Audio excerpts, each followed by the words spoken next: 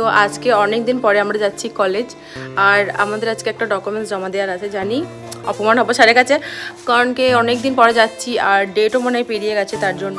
তো চলো যাই, যে অপমান হয়।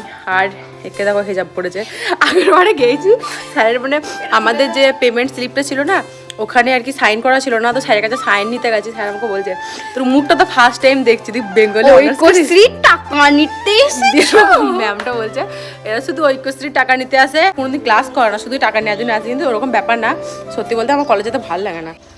তো চলো কলেজ যাই, দিয়ে পুরো ব্লগটা শেয়ার করছি। দেন তারপর কিন্তু আমি কলেজের জন্য কিন্তু বেরিয়ে পড়েছিলাম। আর এদিকে দেখছি সরস্বতী পুজোর জন্য কি সুন্দর একটা প্যান্ডেল করেছে। দেন গল্প করতে করতে নেওয়ার সাথে আমি কিন্তু কলেজে পৌঁছে যাই। আর আমার যেহেতু সামনে হেয়ারগুলো কাটা আছে, তার জন্য না বারবার চোখে ঢুকে যাচ্ছিলো। ওই জন্য হেয়ারটা এখানে ঠিক করছে। নেহা বল যদি কলেজে এসছিস না ভাঁজ মারতে এসছিস। আমি আই কার্ড নিয়ে এসেছি, যেটা আমি ওকে বলিনি, ওটা কলেজে এসে বললাম, তো আমাকে গাল দিচ্ছে। কিছু তো করার নেই, এটা আমি ইচ্ছাকৃতভাবে করেছি, ইচ্ছাকৃতভাবে।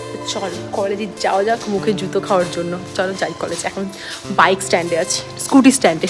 আর গাল খাওয়ার জন্য কেন বলছি সেটাই তোমাদের বলি। আমাদের কিন্তু অনেক দিন আগে নোটিশ দেওয়া হয়েছিল, বাট আমরা মানে বসে বসে ল্যাদ খেয়ে কিন্তু দিনটা পার করে দিয়েছিলাম। আর আমাদের আজকে কিন্তু ঐক্যশ্রী ফর্ম ফিল আপটা জমা করতে যাচ্ছি, তার জন্য কিন্তু স্যারের কাছে হয়তো বকানি খেতে পারি। আর এদিকে নেহার মনে কোনো ভয়ই নেই, কারণ আজকে ও জমা দেবে না, আজকে আমি জমা দেবো। কারণ ওর এখনো সার্টিফিকেটটা বেরোয়নি, তার জন্য কিন্তু ও জমা দিতেও পারেনি। আর এখানে কিন্তু আমাদের সরস্বতী পুজো হয়েছিল কলেজে, বাট আমরা কিন্তু আসিনি, আমরা বাড়িতেই বসে বসে কাটাই। স্কুলেও কোনো দিন যেতাম না, আর কলেজে তো আসিনি।